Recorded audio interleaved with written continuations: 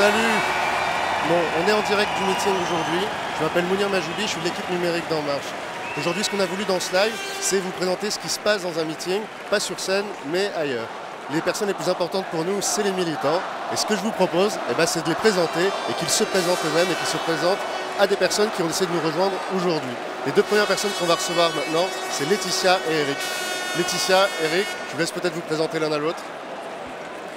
Bonjour Eric, je m'appelle Laetitia Avia, je suis référente du Val-de-Marne et très engagée dans la campagne auprès d'Emmanuel Macron. Alors j'ai peut-être une petite question à te poser. Qu'est-ce qui t'amène ici ce soir? Alors c'est plusieurs choses. C'est d'abord le renouvellement des idées, le renouvellement des personnes. Il y a Cédric Villani qui est à côté de moi. Je crois qu'on n'a pas grand-chose en commun. J'ai pas sa belle lavalière, mais on est ensemble ici parce qu'on croit à la même chose, c'est-à-dire au renouvellement, au fait de faire tomber les murs, au fait de faire parler le courage. Je crois que ce qui caractérise Emmanuel Macron, c'est le courage, en étant parti de rien, d'avoir lancé cet énorme mouvement qui est en marche. Et je pense que ce mouvement, il va tout remuer devant lui. Et c'est le courage de risquer. Un jour, je l'ai entendu dire, il faut oser risquer. Et je pense que dans ma carrière, moi, j'ai essayé de prendre des risques en tant que juge. Je pense que Cédric Villani et toi, tout le monde, nous prenons des risques. Et ce qui nous rapproche, c'est le risque, le goût du risque, le courage et celui de l'honnêteté pour changer un certain nombre de pratiques qui sont malheureusement trop en cours dans les partis politiques classiques. Bravo. Eh bien, en tant qu'engagé En Marche, et au nom de tous les engagés qui sont dans cette salle, j'ai envie de te dire bienvenue, bienvenue au sein de notre équipe. Et toi, qu'est-ce que tu fais là alors? Explique-nous. Bien, moi, je suis venue avec une véritable équipe de personnes déterminées du Val-de-Marne qui sont venues ici pour apporter tout leur soutien à Emmanuel Macron et qui sont des engagés de terrain depuis le début. Formidables, formidables. Merci beaucoup à tous les deux. Bon, vous l'avez compris, dans le mouvement, ce qui est essentiel, c'est l'action de tous ces comités. Donc, je vais donner la parole à une autre responsable de comité pour que tu nous dises qui tu es, ce que tu fais ici, et puis que tu puisses échanger peut-être avec Cédric. Bonjour Cédric, enchantée, Coralie Dubost, je suis référente pour l'Hérault. Alors, des comités chez nous, il y en a 84. Et il y en a de nombreux ici cet après-midi avec des adhérents qui se sont organisés pour venir en bus. Il y a une dynamique incroyable qui est celle de la mixité. Et je me demandais, qu'est-ce qui avait motivé ton soutien? Moi, je crois que je suis très heureux d'être ici parce qu'il y a une ambiance de rassemblement et d'enthousiasme autour d'un projet comme on en voit extrêmement rarement. Je ne suis pas un habitué des meetings politiques, je le fais rarement. Je me suis engagé une seule fois par le passé en politique, c'était pour soutenir Anne Hidalgo à la mairie de Paris. Ici, c'est la deuxième fois, et c'est parce que je crois qu'il y a quelque chose d'extrêmement spécial ici autour d'Emmanuel Macron, dans la façon d'attirer les compétences et de rassembler, dans la volonté de ne pas se laisser mettre dans des cases, et dans le courage, le risque, comme le disait Eric Alphen. Par exemple, Emmanuel a osé affirmer haut et fort combien il soutenait, combien il aimait l'Europe. Pour l'Européen convaincu que je suis, bravo.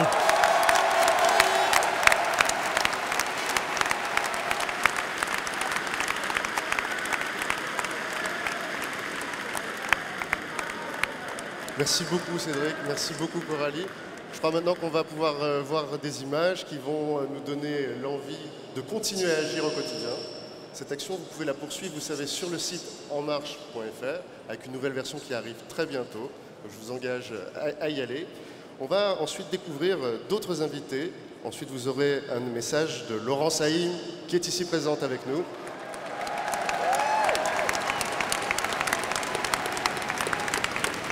Et maintenant, on va regarder quelques images.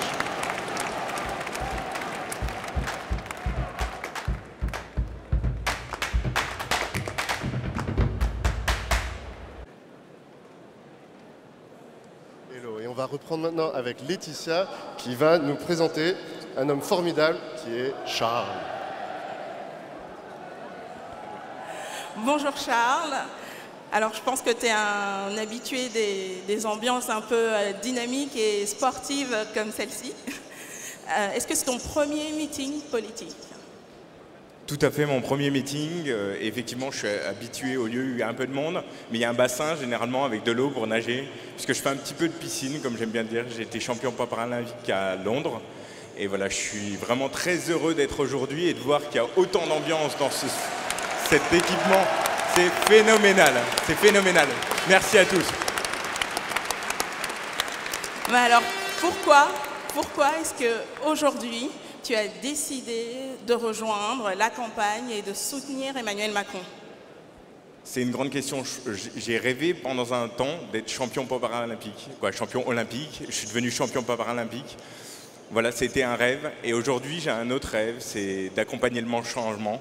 Et je pense que là, aujourd'hui, on est tous là pour ça, pour accompagner le changement, pour voilà, accompagner ce rêve. Et je pense que Emmanuel Macron sait très bien nous faire rêver. Et voilà, c'est exactement ce qui nous accompagne et ce qui nous rassemble tous ici, je pense. Merci beaucoup. C'est un rêve que nous partageons tous. Vous savez qu'il y a près de 3500 comités à travers la France. 3500 comités à travers la France. Et autour de nous, aujourd'hui, dans le public, il y en a plusieurs centaines qui étaient réunis ce matin. Laetitia, est-ce que tu peux nous dire ce qui s'est passé ce matin? Eh bien, ce matin, les animateurs locaux se sont tous rassemblés pour discuter entre eux de tout ce qu'ils ont accompli durant plusieurs mois, tous ensemble, toute cette mobilisation et tout ce qu'ils vont faire surtout durant les prochains mois de campagne pour nous faire gagner cette présidentielle. Ouais! Est-ce que tu peux nous donner un exemple de ce qui va se passer dans ton département la semaine prochaine? Tellement de choses. Il faut dire que dans le Val-de-Marne, il se passe quelque chose chaque jour. Eh bien, nous serons partout.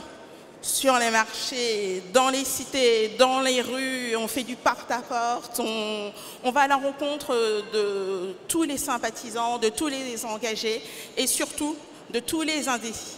Parce que ce sont toutes les personnes qu'il va falloir convaincre jusqu'à la dernière minute pour les faire voter pour Emmanuel Macron. Génial, merci beaucoup.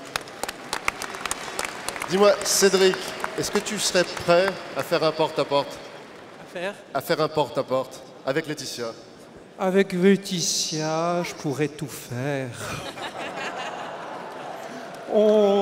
Mais de toute façon, tout ce qui pourra contribuer à décloisonner, à rassembler, à attirer toutes les compétences et à faire tomber les barrières qui ont pourri la vie de la politique française pendant des décennies, je suis partant.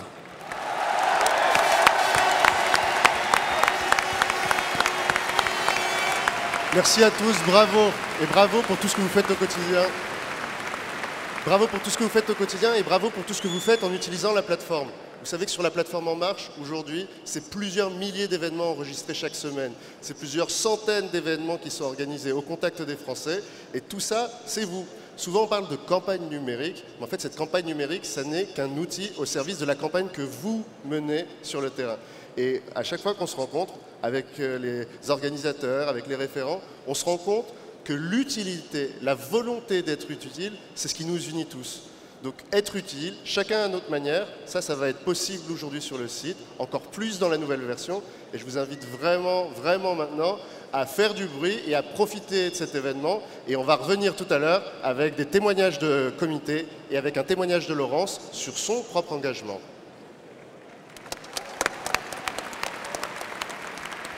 Là, c'est mon premier meeting politique. Aujourd'hui, c'est mon premier meeting.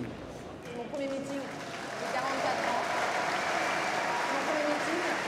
C'est la première fois que je fais un meeting politique. Et ouais, c'est vraiment... ça fait quelque chose. Et comme beaucoup de Français, j'en ai... Je connais pas du tout Macron. Je suis dit, allez. Alors, le dernier meeting que j'ai fait, c'est en 1974, lors de l'élection présidentielle entre Giscard d'Estaing et Mitterrand. Vous voyez, donc ça ne date pas d'hier.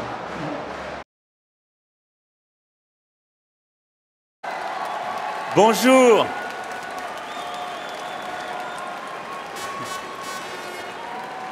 Bonjour à toutes et tous. Merci d'être là. La salle est pleine à l'heure où on se parle. 8000 personnes. Et vous êtes, me dit-on, 8000 personnes dehors. Une autre salle. Je précise que ce sont les chiffres de la police. On aurait pu dire beaucoup plus encore. Alors, tout le monde ne pourra pas rentrer aujourd'hui. Mais il y aura un écran où vous pourrez nous suivre. Il y a 2 salles de débord où on pourra accueillir toutes celles et ceux qui peuvent rentrer. Mais je voulais vous dire 2 choses avant de commencer dans quelques instants. La première, c'est que vous pourrez dire « j'étais là ». Parce que nous allons changer les choses encore aujourd'hui et nous continuerons à avancer ensemble. Et la deuxième, c'est que je reviendrai et qu'ensemble nous irons plus loin. Et les salles seront plus grandes et ce seront les vôtres et tout le monde rentrera. Je m'y engage. Alors merci d'être là et dans quelques instants, je vous parlerai de notre projet, de nos avancées et de notre réponse pour le pays. Merci à vous. Merci du fond du cœur d'être là. Merci à vous. Merci à vous. Bonjour à toutes et tous. Je voulais m'adresser directement à vous pour un appel à la mobilisation. Jeudi dernier, j'ai ouvert les candidatures pour les élections législatives, pour que nous puissions désigner nos candidats. Avec des objectifs très clairs, 5 principes que j'ai retenus, dont un principe de renouvellement et un principe de parité. Ce que je veux, c'est que dans la moitié des circonscriptions gagnables, vraiment, on présente des femmes candidates. Or, aujourd'hui, nous avons reçu beaucoup de candidatures déjà. Seuls 15% sont des candidatures féminines. Et je vous le dis très honnêtement, c'est un constat d'échec que je fais aujourd'hui. C'est un constat d'échec qui me rend triste pour nous, parce que nous sommes en train de faire comme les autres. Parce que nous sommes en train d'arriver au même résultat que ce que nous avons aujourd'hui à l'Assemblée nationale. Il n'y a pas de fatalité pour cela. Alors pourquoi on en arrive à ce résultat? Pourquoi on est dans cette situation? J'ai essayé de comprendre, de passer des coups de fil, d'aller un peu aux nouvelles. La première chose, c'est l'autocensure. C'est qu'à chaque fois que je suis allé demander à une femme, ou que je l'ai fait demander, pourquoi vous ne venez pas ou tu ne viens pas te présenter? On me dit, mais pourquoi vous pensez même à moi? L'idée même ne vient pas. Et parce que pour des tas de raisons que je respecte et qui sont profondément légitimes, mais qui est l'organisation de la vie familiale, de la vie au travail, la possibilité d'avoir en plus un engagement politique. Comme si l'engagement politique était réservé aux hommes. Et ça en dit long d'ailleurs sur nos propres représentations collectives, sur la façon dont la vie familiale est organisée, sur de fait le droit de préséance dont bénéficient les hommes dans notre société. Et je le dis très humblement, j'ai bénéficié de ce droit chez moi, puisque si je suis là aujourd'hui, si je peux donner tout ce temps, c'est aussi que ma femme a fait le choix de prendre, elle, du temps sur sa vie professionnelle pour m'accompagner, de ne pas avoir d'autres engagements. Mais on doit avoir cette discussion en famille. On doit aussi pouvoir reconsidérer ces schémas, ces automatismes. Et moi, je ne me satisfais pas de cette autocensure. Et donc, ce que je vous demande, c'est vraiment de pouvoir en parler en famille, de réfléchir à cela et d'y réfléchir jusqu'au bout. Pourquoi vous avez envie de vous engager? Pourquoi vous êtes En Marche? Pourquoi vous vous indignez? Parce que vous avez envie de changer les choses. Et les femmes ont le droit, le devoir de le changer aussi. Et donc, d'avoir une discussion familiale pour qu'on s'organise pendant ce temps de vie un peu différemment. Parce qu'on a besoin de femmes qui soient députées, qui soient sénatrices, qui soient mères, qui changent notre vie politique. Si je poursuis cet objectif avec vous, c'est parce que c'est notre promesse initiale. Mais je ne le fais pas simplement pour des strictes raisons de parité ou d'affichage. Je le fais parce que je pense que c'est simplement une condition de vitalité de notre société, de notre vie démocratique. C'est parce que je pense que si nous n'avons pas une représentation nationale qui est semblable à notre société, nous perdons quelque chose. Parce que si on accepte qu'il y ait plus de 80% de nos parlementaires qui soient des hommes, on ne fait pas la loi de la même façon. Parce qu'on ne défend pas ce qui est non pas les intérêts d'une catégorie ou d'un autre, mais le bien commun de la société de la même façon. Donc c'est un combat pour nous tous et toutes que je mène. Mais il est très important. Donc réveillez-vous, discutez-en, réfléchissez jusqu'au bout. L'engagement politique, ça n'est pas toujours pour les autres. L'engagement politique aujourd'hui, ça ne doit pas toujours se faire avec les mêmes règles. J'ai besoin de vous, de votre mobilisation, de votre engagement. Et donc je compte sur vous pour que nous menions ensemble cette révolution en marche et en acte. Merci. Rebonjour à tous sur ce live. Vous savez, ce mouvement, on parle de grand mouvement collectif. Macron, président. Macron, président. Macron, président. Macron, président. Macron, président. Mais si on veut qu'il devienne président, on a du travail à faire. Alors on parle de mouvement collectif, on parle de tout ce qu'on fait ensemble, et puis il y a toutes ces histoires personnelles. Tous les gens qui nous rejoignent dans les comités, tous les gens qui nous envoient des mails sur enmarche.fr et qui nous racontent leurs histoires, de pourquoi ils se sont engagés et comment ils avaient envie d'être utiles. Aujourd'hui, je vous propose, Nadine, Coralie, de nous dire un peu comment vous avez voulu être utile à votre manière et comment vous avez eu ces échanges avec ceux qui avaient eu cette envie d'être utiles avec nous. Merci Mounir. Alors, pour répondre précisément à ce qui vient d'être passé à la vidéo par Emmanuel sur l'engagement des femmes, la mobilisation des femmes, je crois, Nadine, que dans ton comité, tu as mis en place des actions spécifiques. Elle marche. Oui, absolument. Bonjour, je m'appelle Nadine, je suis dans En Marche Val-de-Marne et je voudrais tous vous saluer d'ailleurs. Ils sont nombreux aujourd'hui ici. Et oui, on a des comités et oui, Emmanuel Macron, on vous a entendu. Les femmes vous ont entendu et vous êtes nombreuses aujourd'hui, non? Oui. Alors, aujourd'hui, on a créé sur Facebook un groupe public qui s'appelle Elle Marche 94, mais vous avez des Elle Marche dans tous les départements de France. Aujourd'hui, ce qu'on veut, c'est que Elle Marche soit un groupe pour les femmes, mais aussi pour les hommes. Stop à la séparation des hommes et des femmes. Travaillons ensemble. Et nous avons également créé un comité en ligne. Pourquoi ? Parce qu'aujourd'hui, il y a des femmes, il y a des hommes qui ne peuvent pas venir aux réunions des comités, qui ne peuvent pas se déplacer, qui ont des enfants, qui ont du mal à marcher. Donc le but aujourd'hui, eh bien, c'est que tout le monde puisse réfléchir, et même à distance. Bravo. Merci Nadine. Et alors, il y a une petite anecdote qui s'est passée à Montpellier dans ce sens. On a un comité au centre-ville de Montpellier qui est piloté par Candice, qui est là quelque part, qui est aussi notre représentante Elle Marche.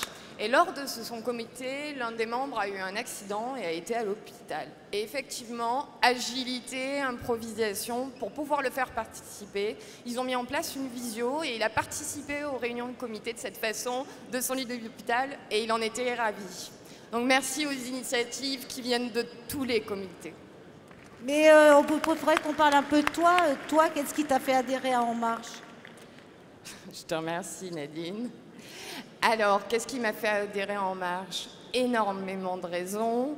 La première chose, c'était la perspective 2017. Hors de question de rester les bras croisés. Moi, je suis un profil société civile, c'est-à-dire que c'est mon premier engagement politique. Et c'était important, cette fois-ci, de mettre un peu les mains à l'ouvrage. Et dès que j'ai découvert le mouvement, la méthodologie, c'était à commencer par la Grande Marche, j'ai complètement adhéré. J'ai compris qu'on était véritablement dans le renouvellement et je voulais participer à ça. Merci beaucoup, mesdames.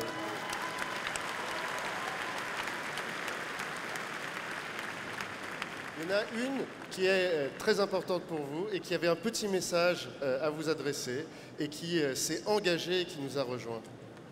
Bonjour.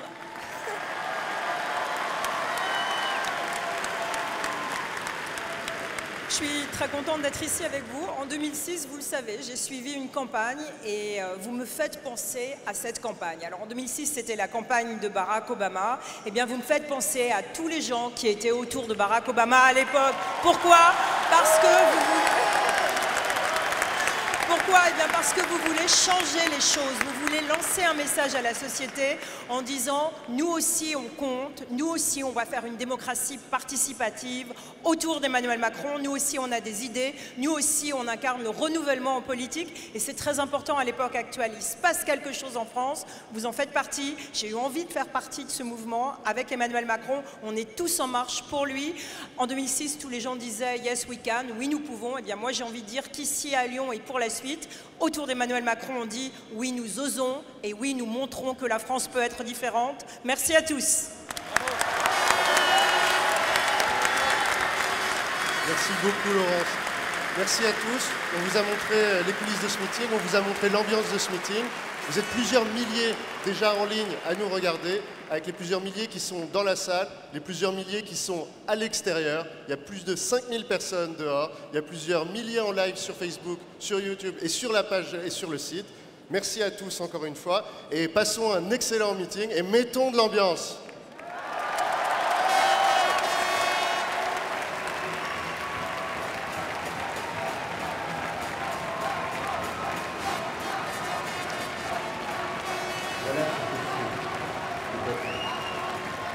La fidélité à la promesse d'émancipation que notre pays porte en l'étendard.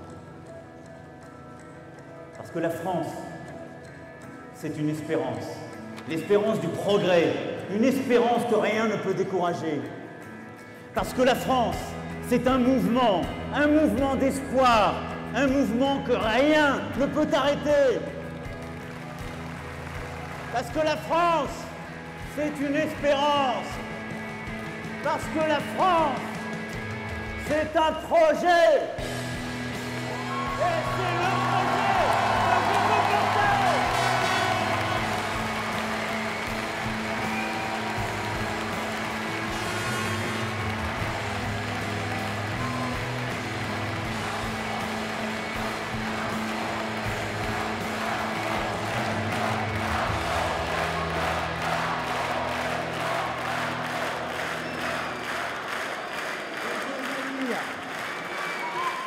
Vous l'avez entendu de la bouche d'Emmanuel Macron.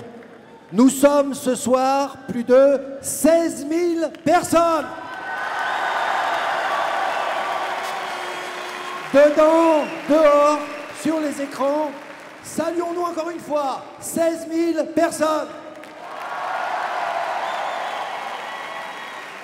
Vous ne me connaissez pas. Je ne suis pas un homme politique, je suis un entrepreneur. Je suis arrivé à Lyon à 8 ans, venant d'Algérie. Et j'espère que certaines personnes se reconnaîtront aussi. Lyon, c'est ma ville. C'est notre ville. Et c'est une ville qui, depuis longtemps, a compris qu'on pouvait associer une dynamique économique et un humanisme. Je crois que déjà pour ça, on peut saluer cette ville. À vous!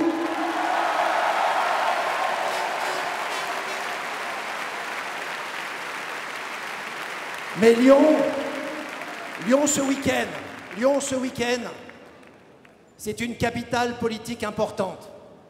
Parce que s'y affrontent deux visions de l'avenir de la France. Une des conservateurs, de droite comme de gauche, qui veulent d'une France rabougrie. Et une autre, la nôtre, celle des progressistes, qui veulent la voir entrer dans le XXIe siècle avec fierté.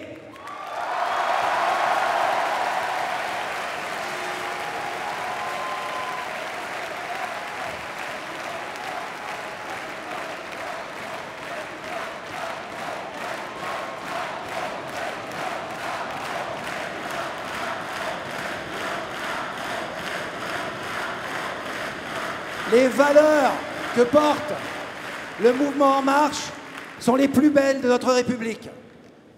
La liberté, La liberté de garder nos identités tous ensemble, de se rassembler sans être semblables. Cette liberté, elle nous permet de respecter la diversité, les cultes, mais au-delà de ça, de savoir que la laïcité, c'est la liaison de la nation. Mais c'est aussi la liberté d'entreprendre, la liberté du travail. Ça, rappelez-vous, Emmanuel Macron est le candidat du travail. La deuxième valeur, c'est l'égalité. L'égalité des chances pour tous, pour accéder à l'éducation. L'égalité devant la santé. L'égalité des femmes et des hommes. Deuxième belle valeur du mouvement En Marche. Et la troisième, vous la connaissez tous, c'est la fraternité. Fraternité pour soutenir les plus faibles, nos aînés, toute personne qui en aura besoin. Donner à ceux qui ont des accidents de parcours de vie des possibilités de rebond. Eh bien, liberté, égalité, fraternité en marche, quel bel idéal de France!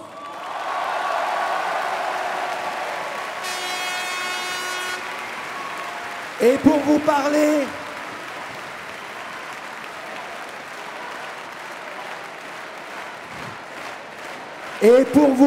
de l'égalité entre les femmes et les hommes, j'invite à me rejoindre Marlène Schiappa, maire adjoint du Mans et fondatrice du mouvement Maman Travail.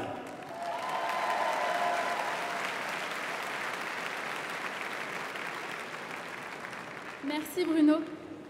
Bonjour les Lyonnaises, bonjour les Lyonnais, bonjour à toutes et bonjour à tous.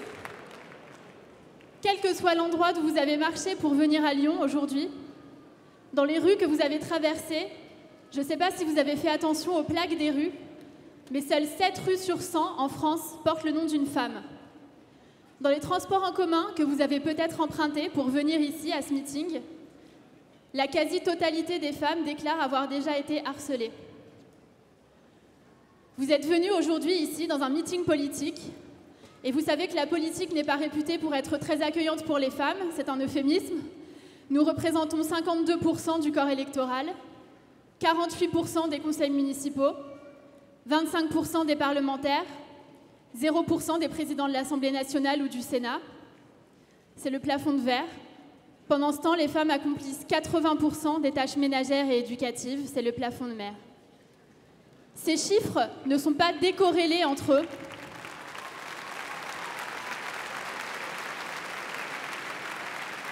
Ces chiffres dessinent un consensus social, tacite, que l'on dénonce depuis le XVIIIe siècle, une répartition des rôles genrés, aux hommes l'espace public, le pouvoir, aux femmes le foyer, la discrétion. Mais vous n'êtes pas venus dans n'importe quel meeting politique. Vous êtes venus dans un meeting politique d'En Marche. Et En Marche, on n'a pas l'habitude de déplorer les chiffres et de rester assis sans rien faire. En Marche, on a l'habitude d'agir. On est un mouvement progressiste qui a à sa tête un leader féministe, Emmanuel Macron.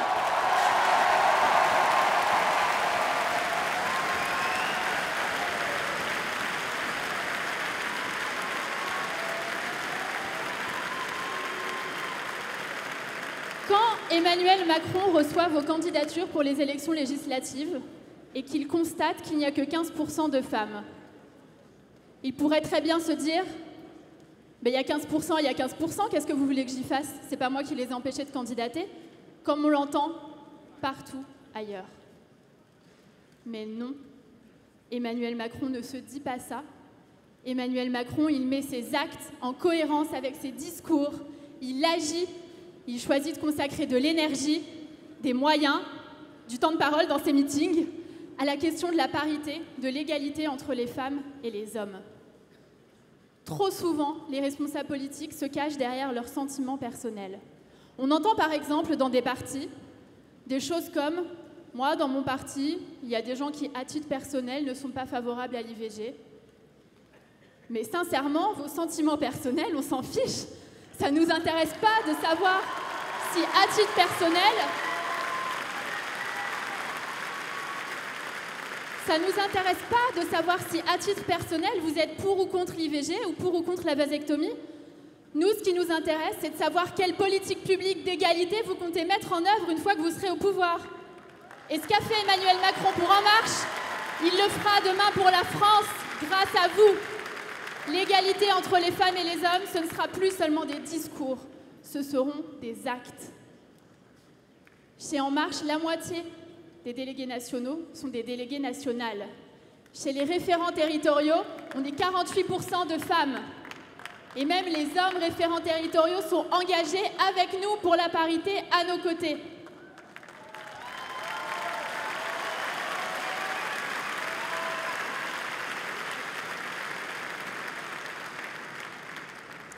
Moi, j'ai le plaisir d'être la référente de la Sarthe. La Sarthe qui n'est le fief de personne, je tiens à le préciser. C'est même en passe de devenir un fief En Marche.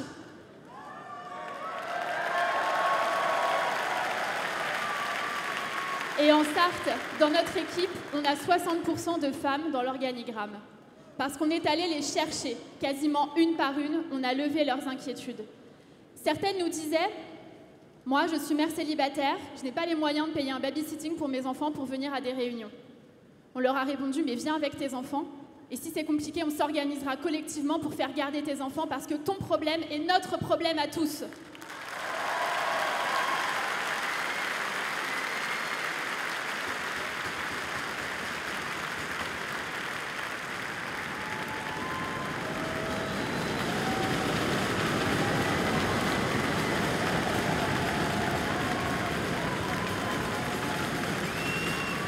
Alexis de Tocqueville, dans son livre « De la démocratie en Amérique », écrit que les peuples démocratiques ont un attachement fort pour la liberté, mais qu'ils éprouvent pour l'égalité une passion ardente.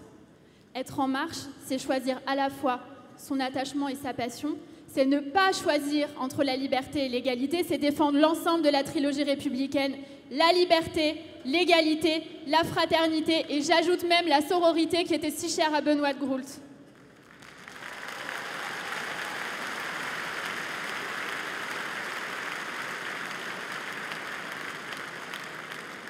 En marche, nous avançons main dans la main, les hommes et les femmes.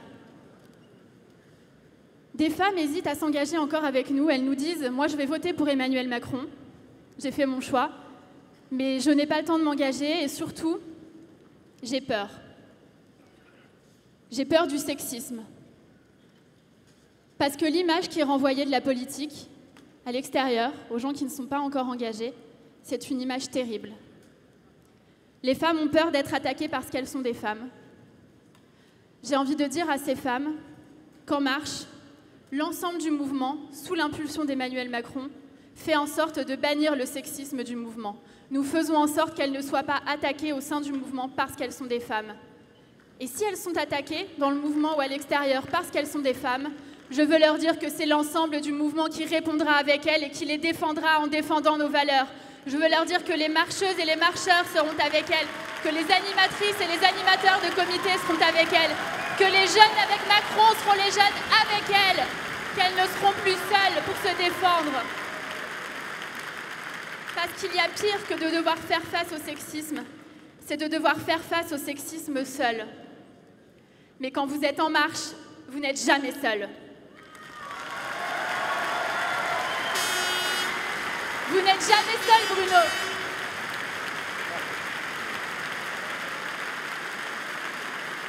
Merci Marlène.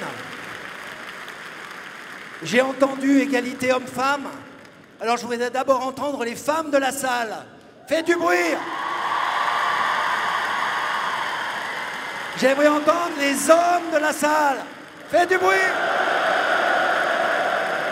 J'aimerais entendre toute la salle. Faites du bruit. Plus fort. Plus fort. Et parmi les 16 000 personnes, qui sont venues aujourd'hui, il y en a un. Il y en a un qui a été là le premier des Lyonnais. Et je voudrais que vous le saluiez. J'invite à me rejoindre notre maire, Gérard Collomb.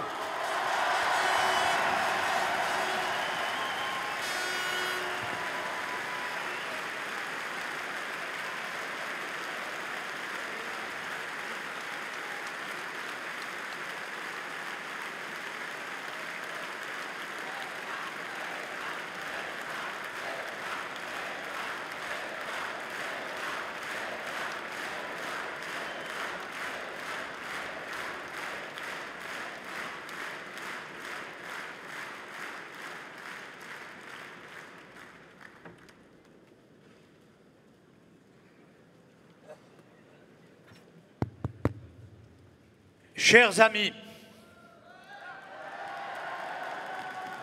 quel plaisir de vous accueillir à Lyon ce soir. De vous voir tous réunis dans ce palais des sports, plein à craquer. Et ils sont quelques milliers dehors qui nous regardent sur grand écran et je veux les saluer.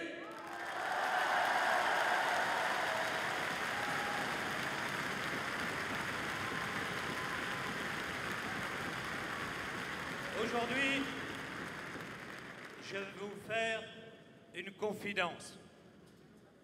Il y a quelque temps que je suis en politique et pourtant jamais je n'avais perçu une telle ferveur dans une campagne présidentielle.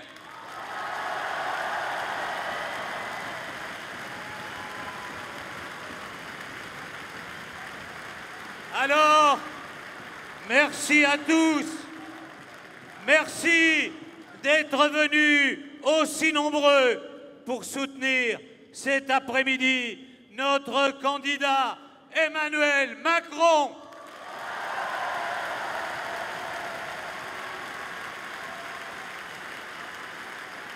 Mes chers amis, votre présence, votre énergie le montre.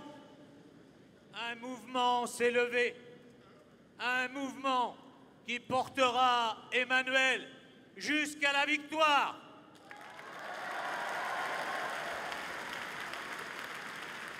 Et pourtant, souvenons-nous, quand Emmanuel a décidé de lancer En Marche, d'organiser les premières réunions, que n'a-t-on entendu? On nous a d'abord dit qu'En Marche était une bulle, que nous étions des hologrammes, que nous ne rassemblions que des adhérents virtuels. Sommes-nous des hologrammes? Sommes-nous des adhérents virtuels? Eh non, vous avez raison. Aujourd'hui, semaine après semaine, nos rassemblements démontrent le contraire. Nous sommes bien réels. Et cet après-midi, nous sommes plus de 16 000 réunis à Lyon.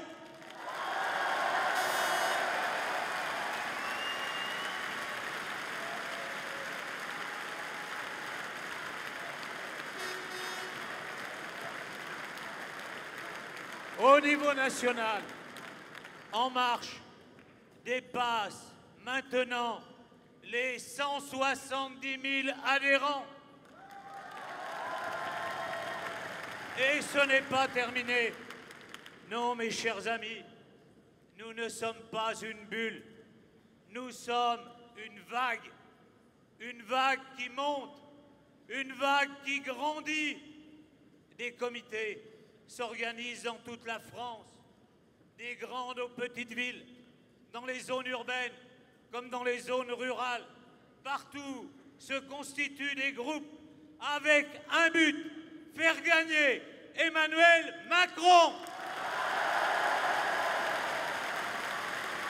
Est-ce que vous voulez le faire gagner? Est-ce que vous voulez le faire gagner? Mes chers amis, c'est une évidence. En Marche, ce n'est plus un simple mouvement. Ce n'est pas davantage une structure partisane au sens où on l'entend d'habitude. C'est la France qui se rassemble.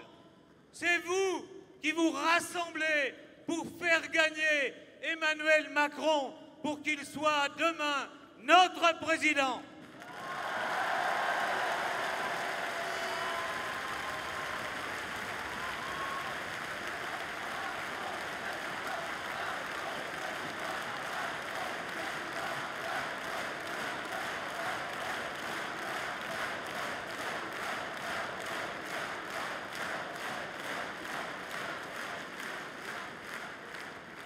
la France se rassemble parce qu'avec Emmanuel Macron, beaucoup de ceux qui doutaient, beaucoup de ceux qui désespéraient retrouvent enfin confiance, retrouvent enfin l'espérance.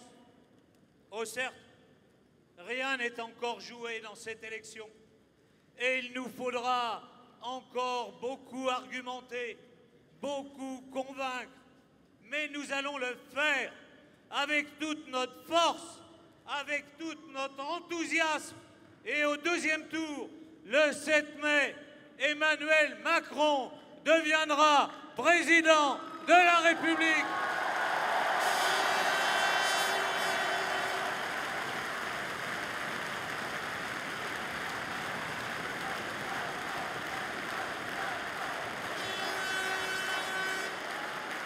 Oui,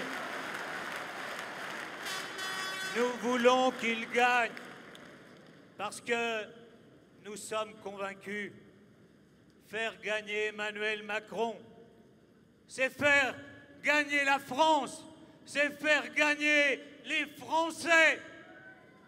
Nous sommes ici d'origine différente, de sensibilité différente, mais avec la même conviction que la France doit se rassembler pour gagner et que le seul homme qui porte aujourd'hui cette volonté de rassemblement, c'est Emmanuel Macron.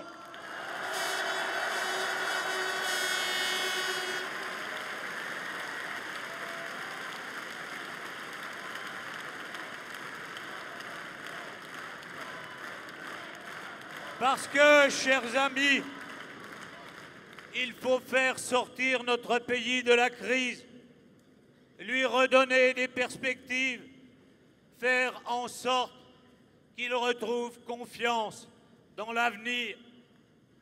C'est cette idée-là qui, dès l'origine, a mobilisé toutes celles et tous ceux qui, à partir d'Amiens, se sont mis en marche, qui sont allés à la rencontre des Français. Et je veux aujourd'hui saluer tous les marcheurs à travers toute la France.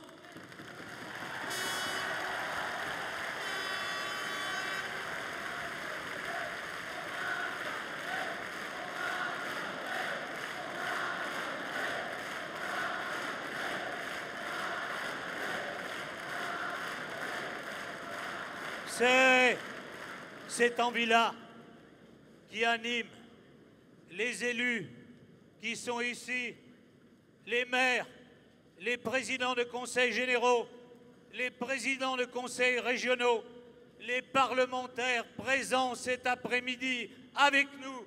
Ils sont plus de 200.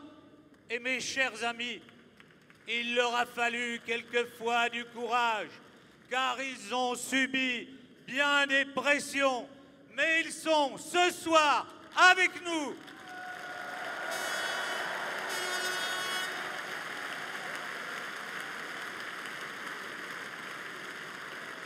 Et j'ai, moi aujourd'hui, une intime conviction, c'est que demain, beaucoup d'autres nous rejoindront, car chaque jour, ils prennent un peu plus conscience qu'Emmanuel est le seul qui peut éviter à notre pays de se fracturer, de se diviser, de s'abîmer, parce que, tout simplement, tout comme nous, ils ont envie de faire gagner la France.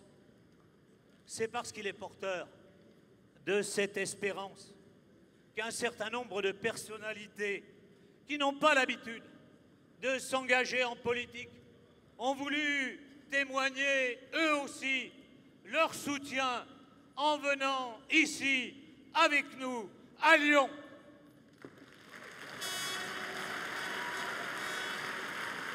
Ils sont artistes, écrivains, et je tiens à saluer la présence parmi nous d'Éric Orsena.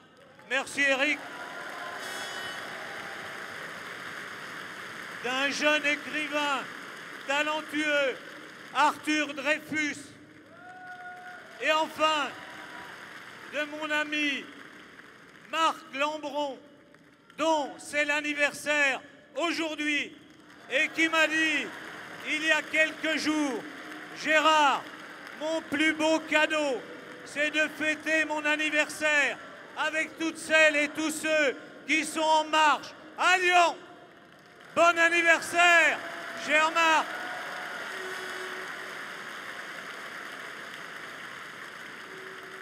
Ils sont économistes et je veux saluer parmi eux la présence de Philippe Aghion, d'Élie Cohen, de Jean-Hervé Lorenzi, qui dans leurs ouvrages nous indiquent depuis longtemps quelle doit être pour la France la voie de la réforme.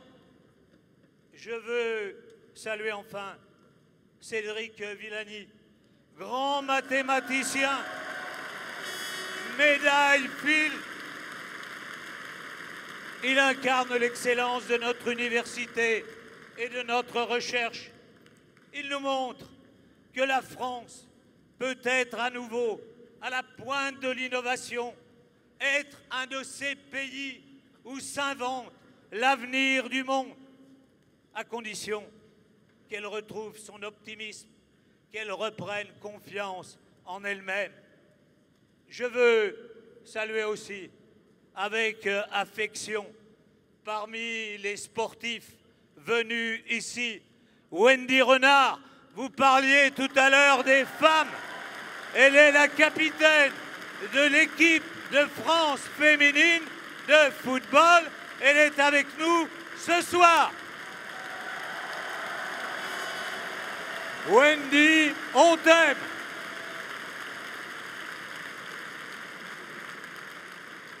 Aujourd'hui, chers amis, vous êtes tous venus témoigner que vous voulez cette France qui gagne.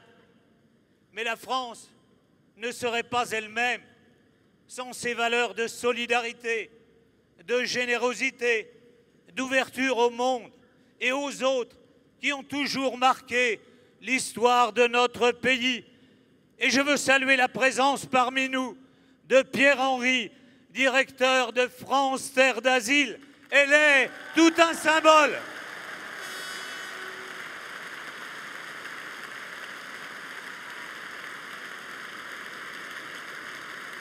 Oui, si nous sommes réunis, toutes et tous ici, c'est parce que nous aimons notre pays, ses valeurs, que nous voulons qu'il puisse offrir à nouveau un bel avenir à tous nos enfants, qu'il soit à la hauteur de son histoire, de tout ce qu'a porté comme image dans le monde la République française. Et c'est parce que nous pensons qu'il est digne de ce beau passé que nous pouvons faire confiance à Emmanuel Macron pour s'appuyer sur cette histoire et construire avec nous l'avenir de la France.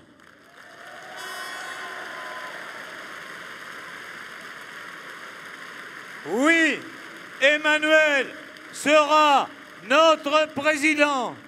Il est en train de nous rejoindre et je vous demande à toutes et à tous de vous lever, de l'acclamer, car il faut que dans toute la France, de plus en plus fort, monte un même message: Macron président.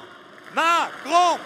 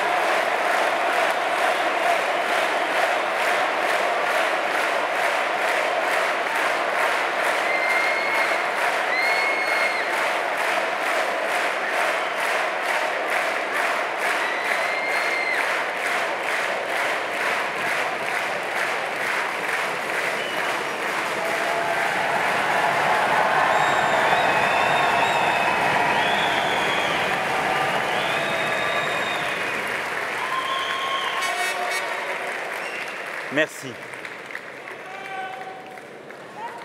Moi aussi.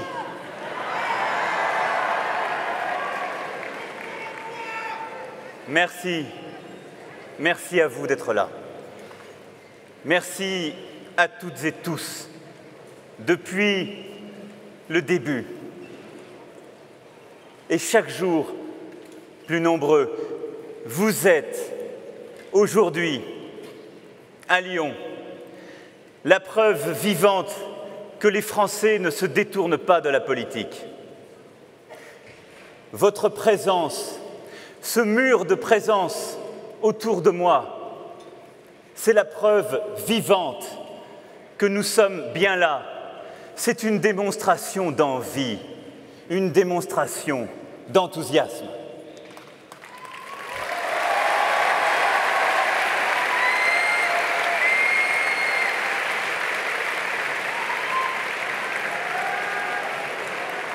Et je veux remercier toutes celles et ceux qui nous suivent dans la centaine de réunions publiques organisées partout dans l'Hexagone, en Outre-mer, à l'étranger.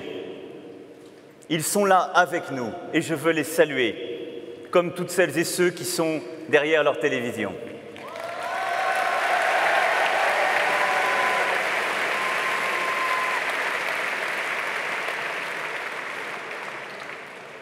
Aujourd'hui, mes amis, ça n'est pas une démonstration de force. Parce que la force, ça ne sert pas à grand-chose. C'est une démonstration d'envie. L'envie de porter un projet ensemble. L'envie de dépasser nos frontières. L'envie d'envisager un avenir nouveau.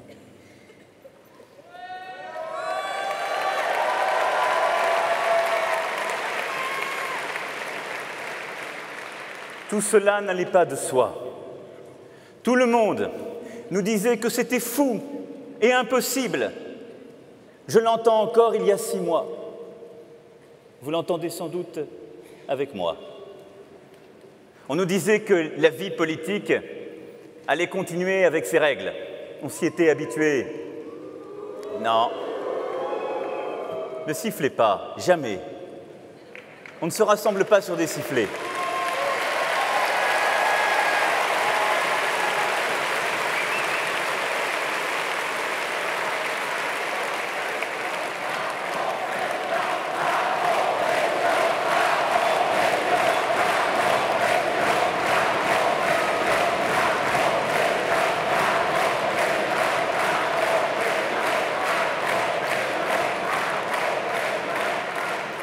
Ça vaut beaucoup mieux que les sifflets, parce que ça peut nous emmener quelque part, les amis.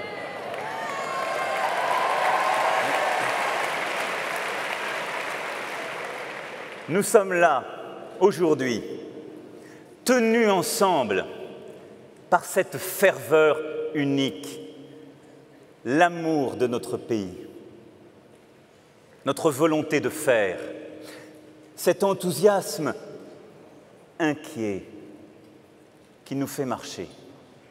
Inquiet, oui, parce que la période que nous vivons est grave. En étant là parmi vous aujourd'hui, je me remémore un des fragments des feuillets d'hypnose de René Char. Il se trouve, alors qu'il avait pris le maquis dans un petit village, et les soldats allemands déboulent. Il prend refuge dans une maison abandonnée et il voit soudain la marée humaine des villageois. Tous savent très bien qu'il est caché et recherché. Converger dans la place et pousser progressivement les soldats allemands. Comme vous, aujourd'hui, vous poussez la peur, la mauvaise colère, les passions tristes qui veulent gagner le pays. Et René Char voit cette scène de ces centaines de villageois qu'il ne connaît pas, mais qui lui sauvent la vie. Et à la fin, il entr'ouvre le rideau. Et il dit « Je me découvris ». et un sourire se détacha de ma pâleur.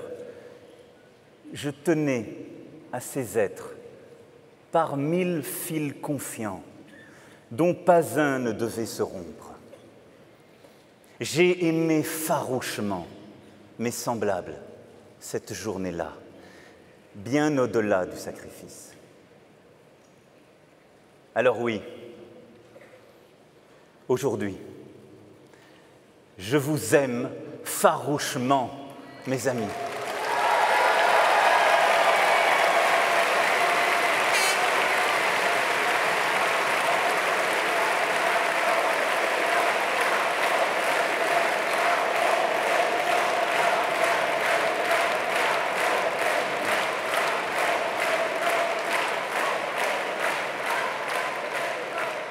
Car nous sommes semblables, vibrant pour une même cause. Nous sommes des semblables, chacune et chacun avec nos différences, poursuivant la même ambition de faire entrer la France dans ce siècle nouveau, en portant ses valeurs, en portant son histoire. Nous sommes des semblables, ici, à Lyon, dont René Beneteau écrivait qu'elle était la capitale de la province, parce que, comme beaucoup d'entre vous, moi aussi, je suis un enfant de cette province française.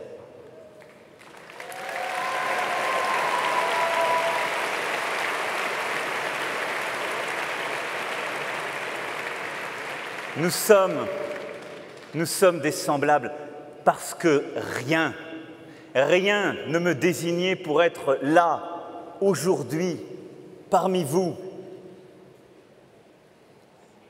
Ma présence, je vous la dois. Je la dois à votre ferveur, à votre envie d'avancer et de ne rien céder. Je la dois au travail, à l'école, à la chance et à l'amour des miens.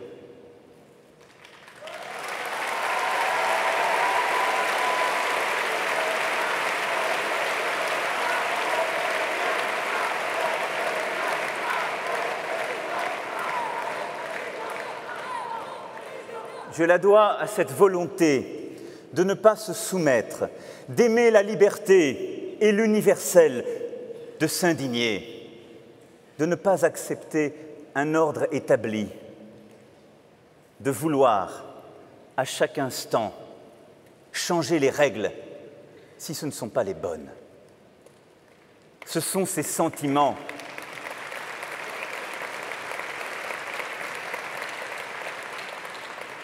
qui font aussi notre volonté de faire, cette ferveur pour ce qui est juste et clair, cet attachement inconditionnel à notre liberté. Ce sont ces sentiments qui avaient poussé ma grand-mère, à laquelle je dois tant, quelques années avant la guerre, à partir avec sa mère qui ne savait pas même lire, et à quitter ces Hautes-Pyrénées pour aller à Nevers. Ce sont ces mêmes sentiments qui ont hissé, comme la République le permettait naguère, une famille française de Poix de Picardie à Amiens, puis d'Amiens à Paris, parce que rien n'était écrit. Ce sont ces sentiments qui ont fait qu'alors qu'on nous expliquait que cela ne se faisait pas, que ce n'était pas possible, que ce n'était pas fait pour nous, qu'il fallait respecter des règles, des ordres établis, des disciplines et aller chercher le bonheur ailleurs, ce sont ces mêmes sentiments qui nous ont fait, avec Brigitte, nous aimer, vouloir, bâtir.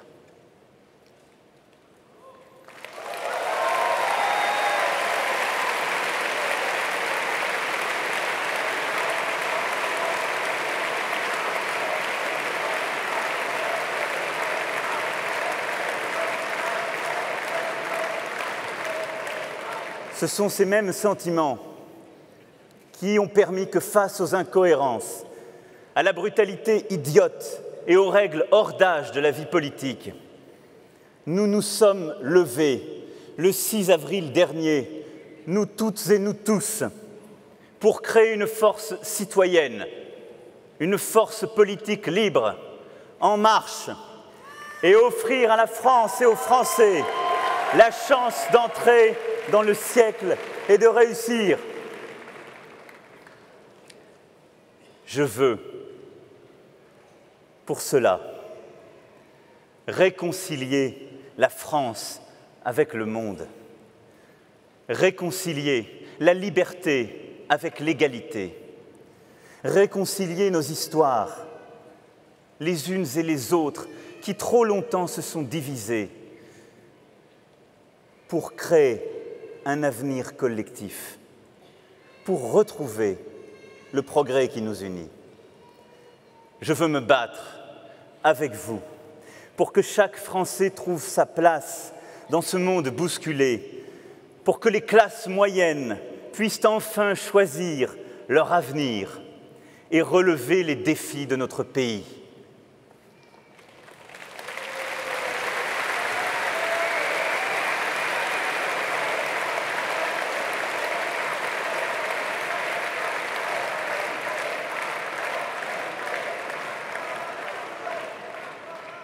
Nous vivons, mes amis, un moment singulier de notre histoire. Un de ces moments rares où le destin hésite, où ce qui paraissait certain ne l'est plus, où le chemin hier rectiligne peut bifurquer. Ce moment est grave, et rien de ce qui advient, dans notre pays comme hors de nos frontières, ne doit aujourd'hui être pris à la légère, être source de satisfaction chez les uns, d'un contentement puéril chez les autres. Les temps que nous vivons sont graves, parce qu'ils sont traversés par des mutations profondes. La révolution numérique qui nous oblige à repenser le travail.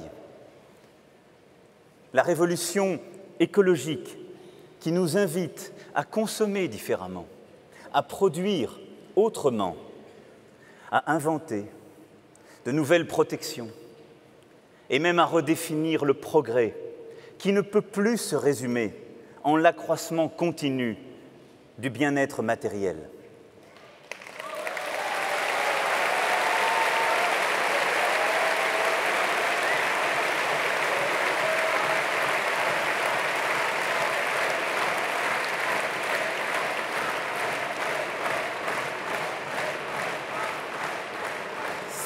Si les temps sont graves, c'est parce que le contexte international l'est lui-même.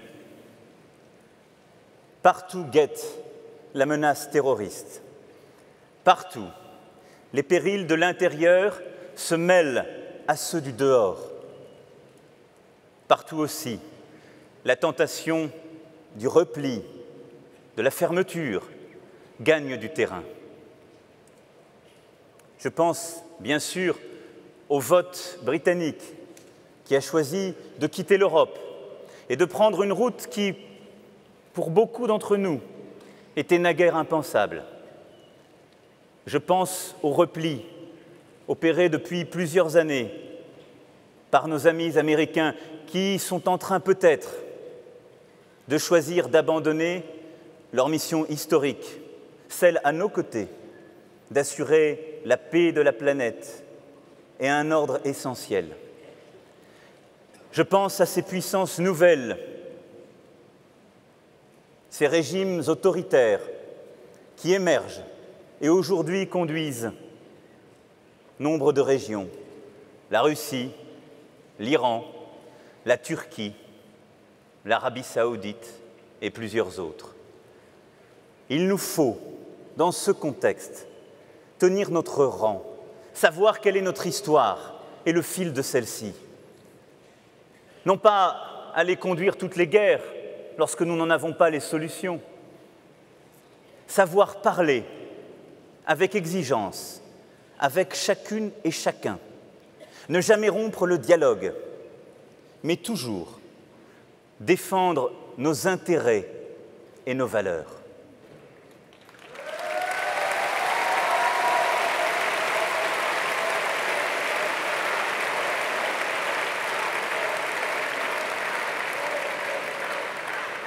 Dans ces temps agités, mes amis, la France a un devoir immense. Nous n'avons plus le droit de nous tromper. Nous ne pouvons plus défendre un système politique dont les usages affaiblissent chaque jour la démocratie.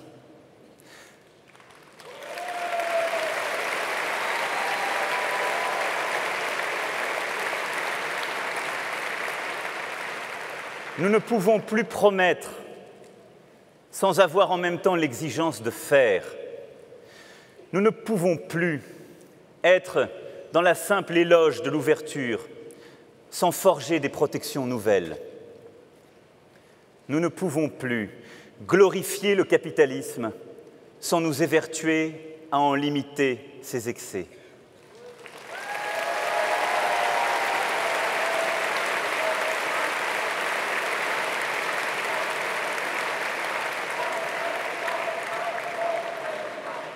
Nous ne pouvons plus louer le projet européen sans proposer en même temps une autre vision de l'Europe.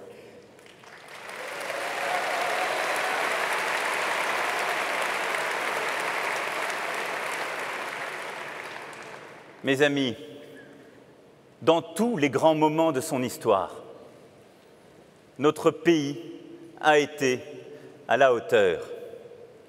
Dans tous ces grands moments, tous ceux dont l'évocation nous remplit de fierté, tous ceux qui viennent à l'esprit lorsque notre regard tombe sur nos couleurs bleu, blanc, rouge, tous ces moments ont été des moments de rassemblement face à des difficultés, sans nier nos différences, car elles sont là. Et nous les avons simplement, à chaque fois, dépassées.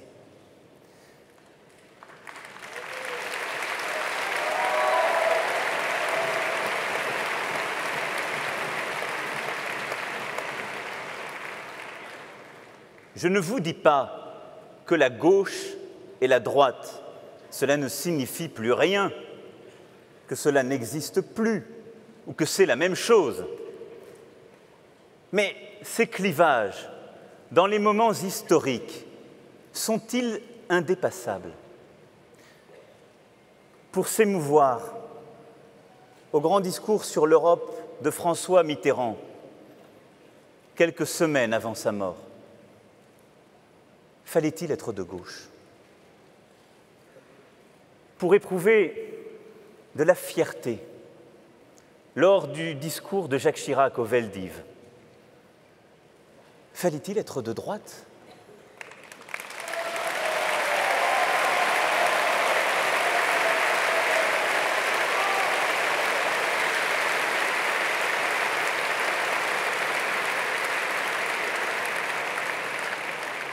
Non, il fallait être français.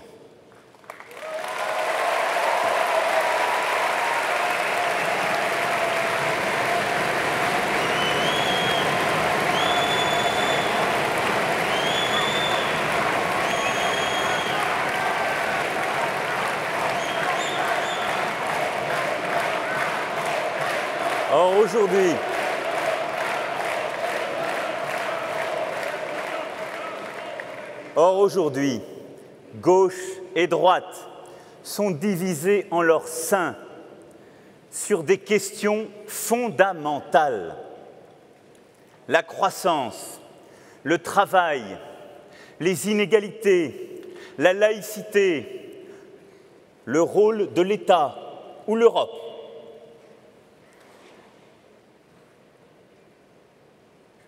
Mais toutes les grandes choses, nous les avons faites à chaque fois, en apportant chacun ce qui nous faisait.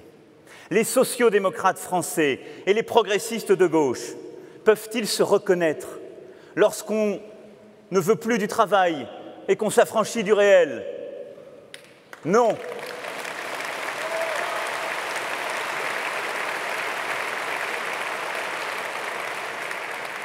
Les radicaux de gauche et les radicaux de droite, et comment ne pas en parler, dans cette belle ville de Lyon, la patrie et la grande ville d'Édouard Herriot.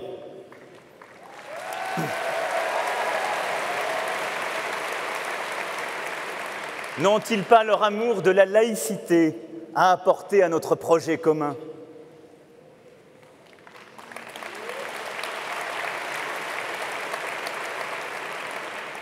Les centristes, n'ont-ils pas eux aussi cet attachement européen indéfectible que je dois dire aujourd'hui, nous ne partageons plus avec grand monde, mais nous sommes nombreux.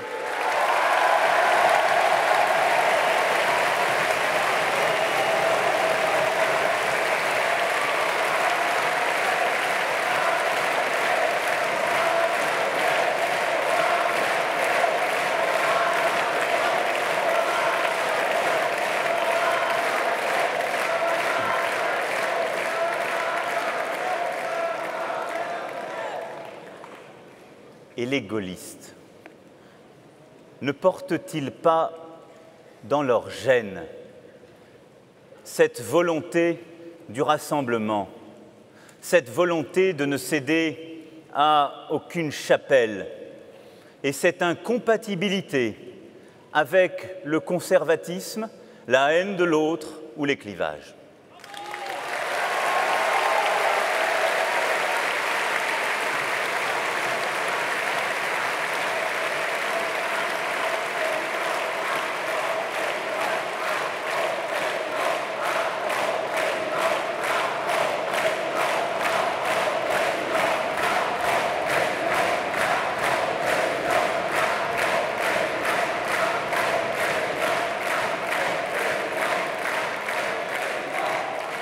Notre histoire, c'est celle d'un rassemblement collectif, parce que nous avons en commun une ambition immense, nécessaire, de renouer avec la France, celle de réconcilier la France avec son histoire et avec son avenir, réconcilier les Frances entre elles qui se sont trop longtemps divisées et éloignées.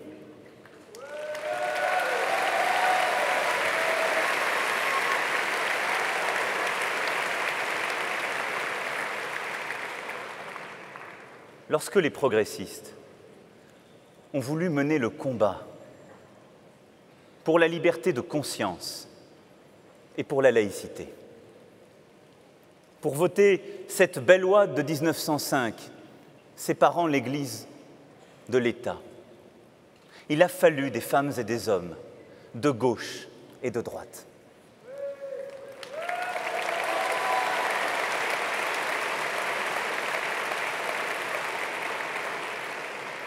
Lorsque notre pays a dû se battre pour l'honneur d'un capitaine, parce qu'il était juif, mais parce qu'en même temps c'était l'honneur de la République dont il était question. Il a fallu l'énergie et le talent d'Émile Zola et de Charles Péguy.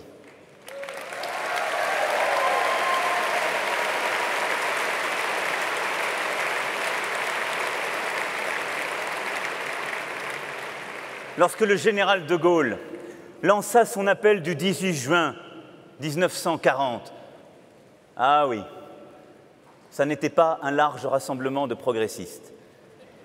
Nous devons être honnêtes. Mais peu à peu, ce sont des femmes et des hommes qu'il a su rassembler, faire travailler ensemble, prendre tous les risques. Des communistes, des chrétiens, des francs-maçons, des conservateurs, qu'importe et tout, puisqu'ils avaient le même projet, la France.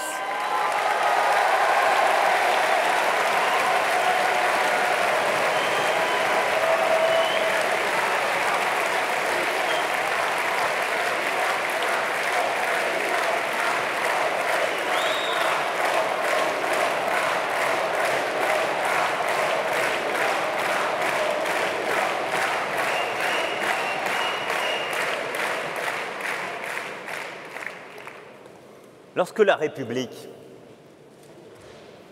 a décidé de commencer à reconnaître le droit des femmes, leur liberté, lorsque Lucien Neuwirth, originaire du Forez voisin, a réussi à convaincre le général de Gaulle que la contraception n'était pas un recul, mais une liberté. Lorsqu'il a fallu le courage de Simone Veil,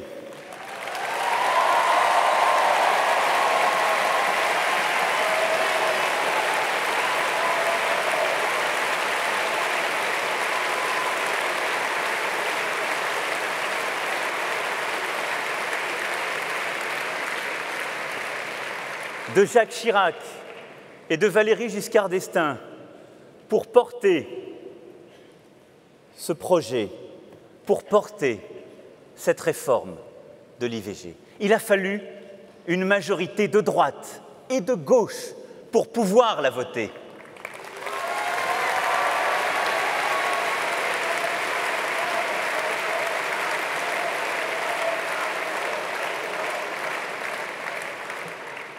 C'est dans le sillon de ces larges rassemblements, mes amis, que nous nous inscrivons. On nous demande un slogan.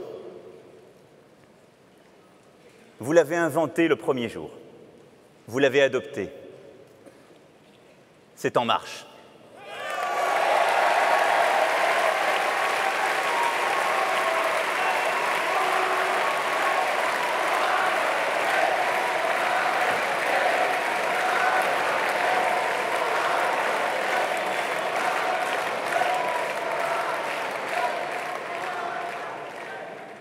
Mais nous aurons un fil rouge,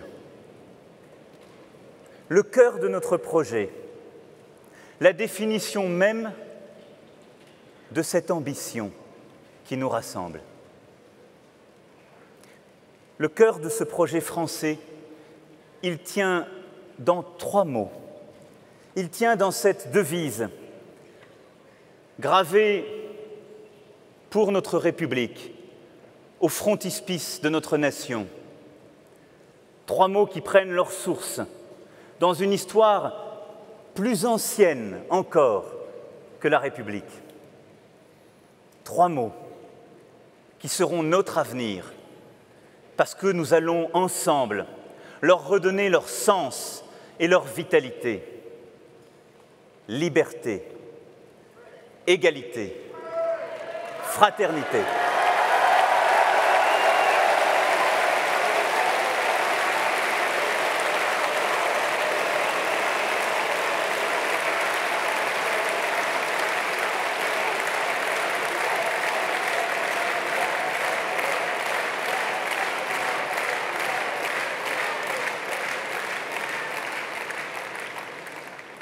Ces mots, mes amis, ce sont les nôtres. La gauche a trop longtemps pensé qu'on pouvait ne promettre que l'égalité, en la transformant en égalitarisme. Que promettre l'égalité, c'était parfois laisser rêver à l'impossible. La droite pense peut-être trop souvent que la liberté seule peut servir de boussole. Mais la société se disloque et notre pays est un et notre peuple uni. La fraternité, quant à elle, de part et d'autre, on l'a laissée faner.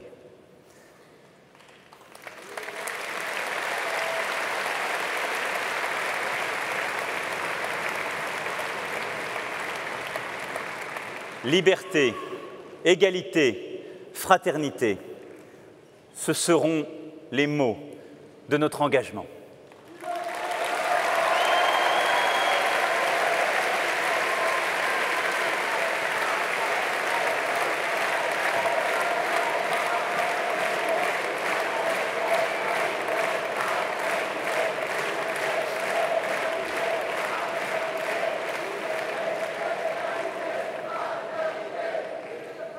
Notre premier combat, ce sera celui pour la liberté. La liberté retrouvée. Et la liberté, c'est d'abord la sécurité. la liberté de ne pas avoir peur. La première, celle sans laquelle rien n'est possible.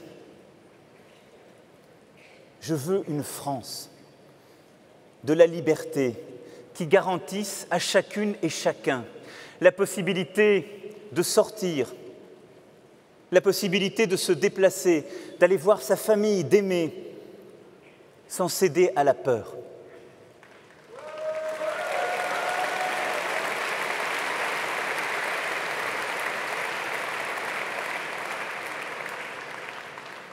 À ce titre, le premier de nos combats, ce sera celui contre le terrorisme.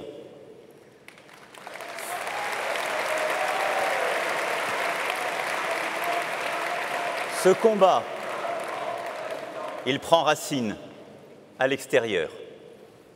Ce combat, c'est celui que nous menons à travers notre diplomatie et nos armées pour partout lutter contre le djihadiste islamiste, pour partout lutter contre celles et ceux qui fomentent des complots et des actes terroristes contre nos enfants, qui cherchent à détruire nos valeurs, qui cherchent à détruire nos pays. J'étais, il y a 10 jours, sur la base aérienne que nous avons en Jordanie. Je n'oublierai pas notre colonel et ses 400 hommes qui passent leur jour, leur nuit, sans répit, avec un dévouement inouï, avec une motivation chevillée au corps. Et ils m'en ont parlé quand nous avons partagé des moments uniques. Celle d'avoir le sentiment, sur ce front avancé, de sauver l'honneur de nos enfants, mais de protéger toutes celles et ceux qui sont ici, chez nous, de protéger leurs familles qui vivaient à Cambrai, à Istres ou bien ailleurs. Leur fierté, c'est la nôtre, c'est notre combat.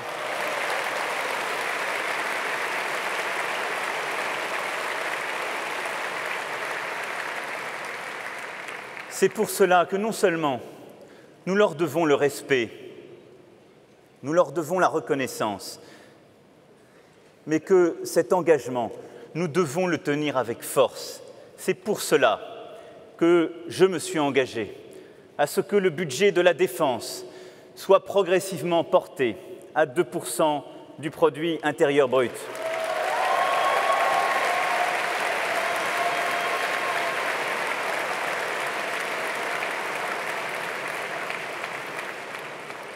C'est aussi pour cela que je veux une défense plus européenne, des partenariats entre la France et l'Allemagne.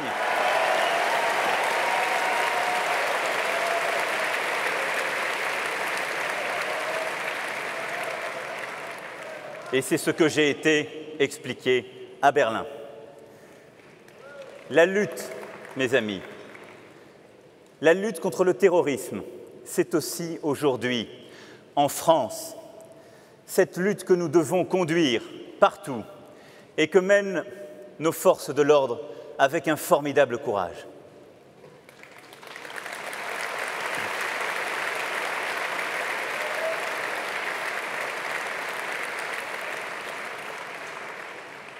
Pour cela, je me suis engagé à ce que non seulement ce soit 10 000 fonctionnaires de police et de gendarmerie qui soient recrutés dans le quinquennat à venir.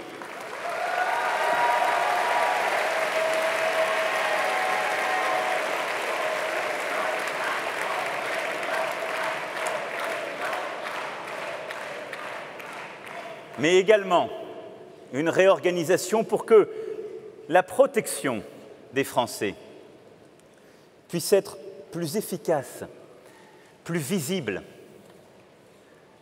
Elles doivent faire respecter partout nos forces de l'ordre, l'autorité de l'État.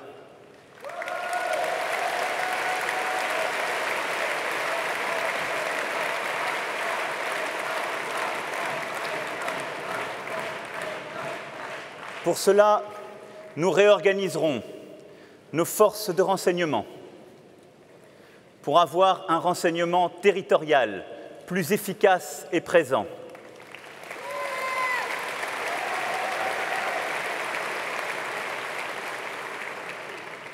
Nous recréerons une police de sécurité quotidienne.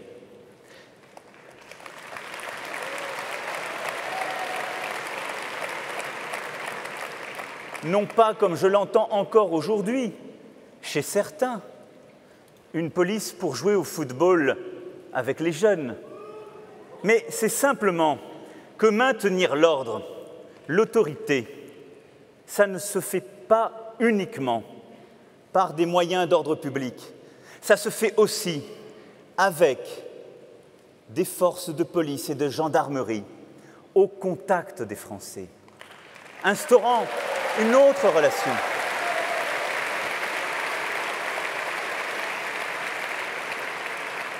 Travaillant avec les municipalités.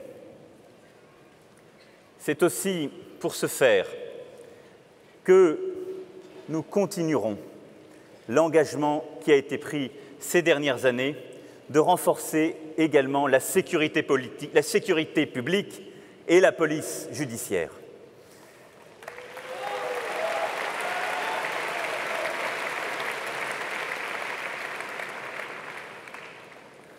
La bataille pour la liberté, c'est une bataille pour la liberté de conscience également. Et elle est fondamentale. C'est l'un des défis de civilisation, l'un des défis moraux que nous aurons à relever. La liberté de conscience, c'est le moyen de vivre avec les autres, parmi les Français. C'est ce qui autorise des éléments fondateurs de notre identité, le dialogue, le débat, l'échange, la rencontre, la reconnaissance, la tolérance. Et pour ce faire, il faut sortir de ce discours de haine réciproque. J'entends les uns qui voudraient que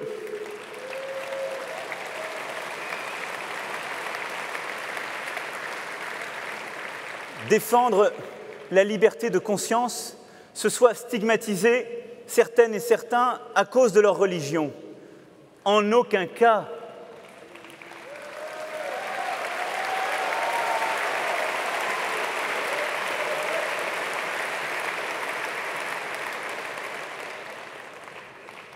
Tout simplement parce que c'est ainsi insidieusement rediviser le pays. Mais de la même façon, notre pays et cette liberté de conscience, c'est le respect de notre civilité. C'est pourquoi je n'accepte pas non plus qu'un homme, au titre de sa religion, puisse refuser de serrer la main d'une femme.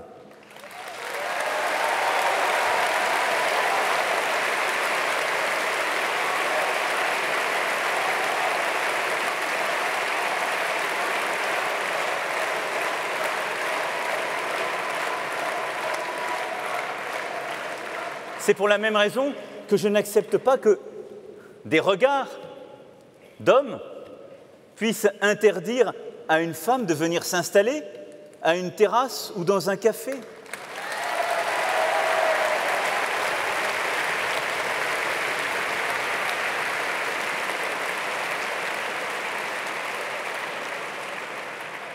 Parce que chaque fois qu'on laisse faire, on abandonne un bout de notre liberté.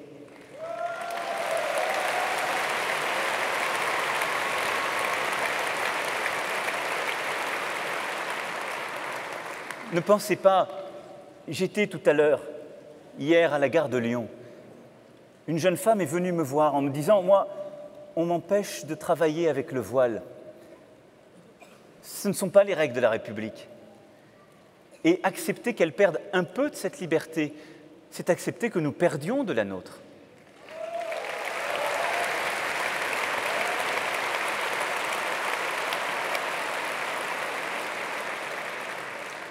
parce qu'elles ne travaillent pas dans un service public où la neutralité est requise.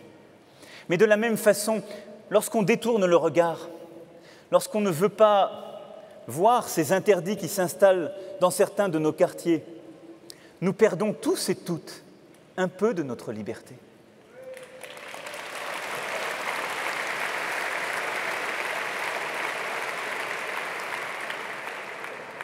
Parce que la laïcité, c'est un bouclier. Parce que la laïcité, ça n'est une menace pour personne, c'est une liberté pour tous et une exigence pour chacun.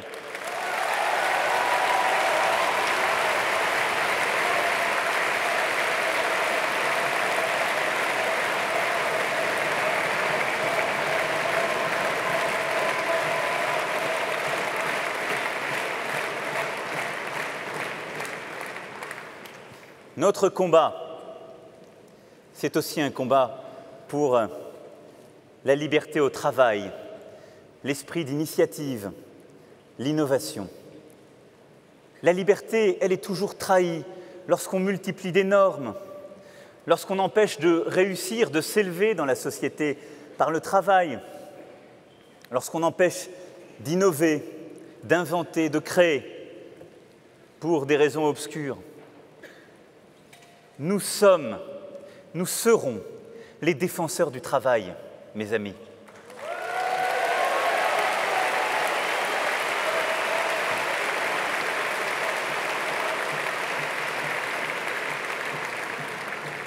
Et quand je vous parle de défendre le travail, je m'oppose à un projet qui voudrait que la promesse faite à chacune et chacun, ce soit de pouvoir vivre dignement dans une oisiveté subie ou choisie.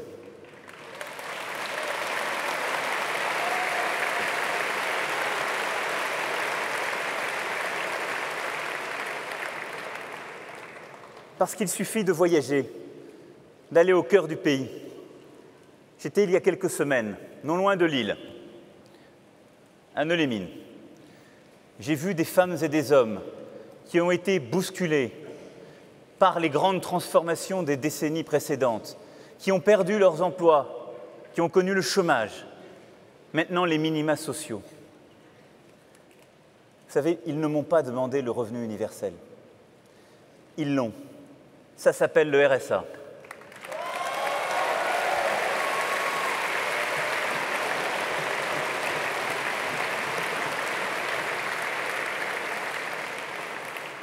Et si on savait le multiplier par 2, j'ose espérer qu'on l'aurait fait depuis longtemps.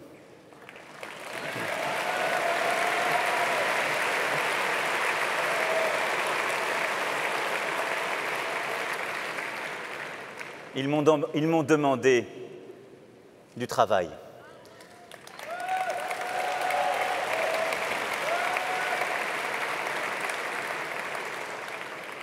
La possibilité de vivre dignement de leur travail.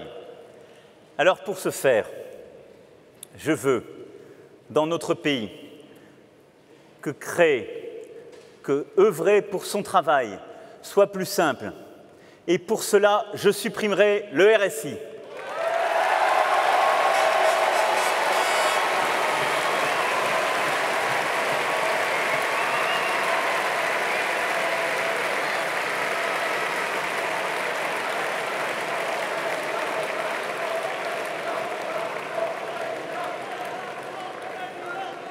Je simplifierai le droit du travail pour qu'il soit au plus près du terrain.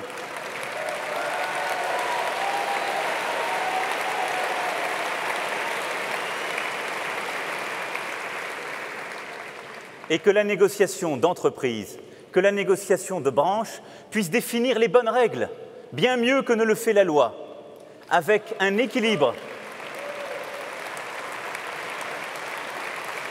entre la liberté et les justes protections. Pour libérer le travail, je veux qu'il soit moins cher. Voilà pourquoi je procéderai à un allègement des charges patronales jusqu'à 2,5 SMIC.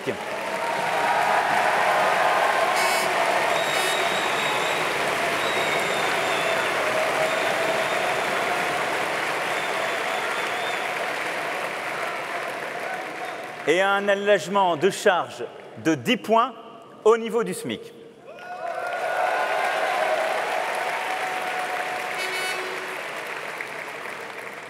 Pour libérer le travail, je veux qu'il paye mieux. Et c'est pour cela que nous devrons financer différemment la maladie et le chômage et alléger pour ce faire les cotisations payées par les salariés.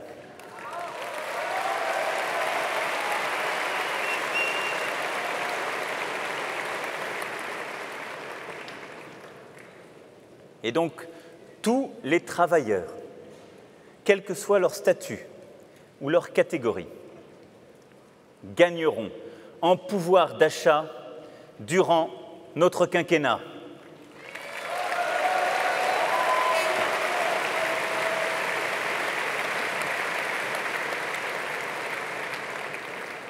Ces mesures, alliées à celles que nous prendrons pour rendre la prime d'activité et le RSA plus incitatifs à la reprise d'activité, feront que pour chaque personne qui travaille au SMIC, ce seront 100 € chaque mois de pouvoir d'achat supplémentaire.